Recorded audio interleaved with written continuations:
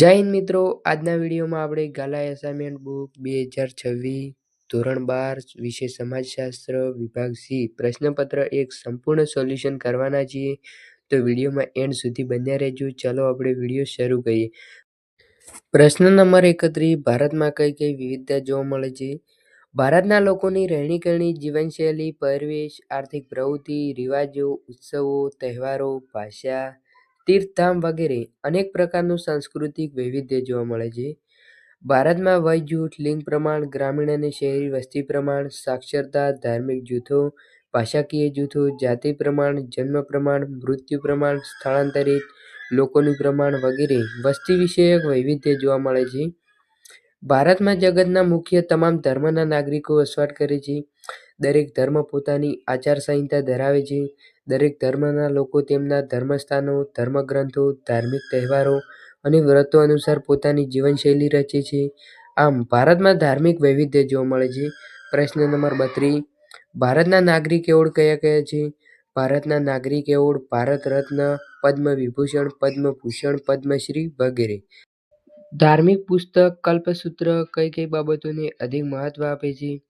ધાર્મિક પુસ્તક કલ્પસૂત્ર અનેકતાવાદ, પરલૌકિકવાદ, અહિંસા, કર્મ, ધર્મ, મોક્ષ, સત્ય, અસ્તેય, અપરિગ્રહના તત્વોને અધિક મહત્વ આપે છે.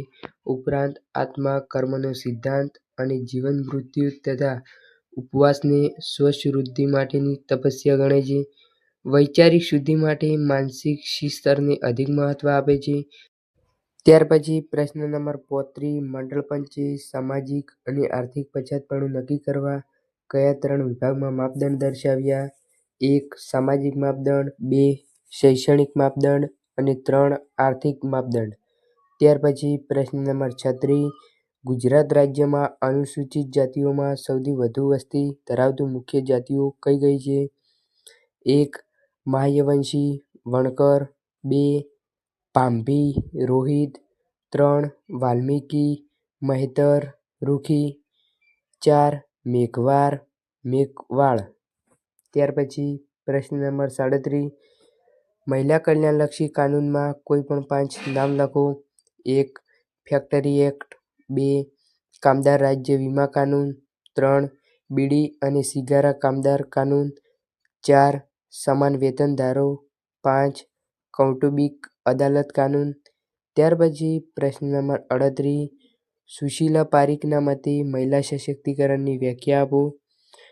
મહિલા સશક્તિકરણ એટલે મહિલાઓનું શક્તિ સંપન્ન થવું.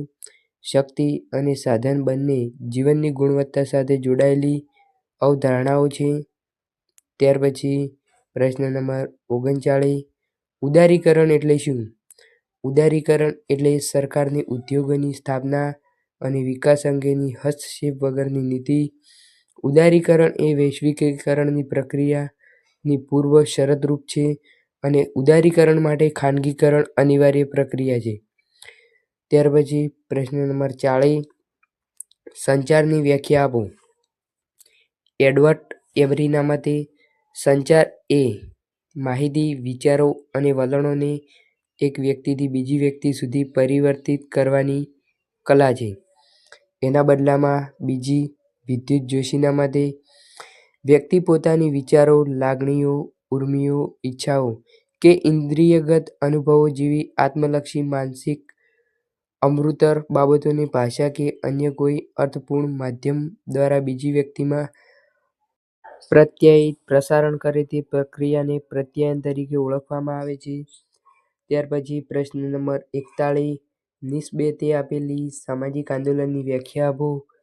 સામાજિક ચળવળને ચોક્કસ ધ્યેય હોય છે. આ ધ્યેય સામાજિક માળખામાં પરિવર્તન લાવવાનું છે. ત્યાર પછી પ્રશ્ન નંબર 42, તાલુકા પંચાયતની સમિતિઓના નામ આપો. 1. કારોબારી સમિતિ, 2. સામાજિક ન્યાય સમિતિની રચના કરવામાં આવે છે. બીજા પણ એસાઇનમેન્ટ પેપર સોલ્યુશન અમારી ચેનલમાં આપવામાં આવશે. જય હિન્દ, જય ભારત.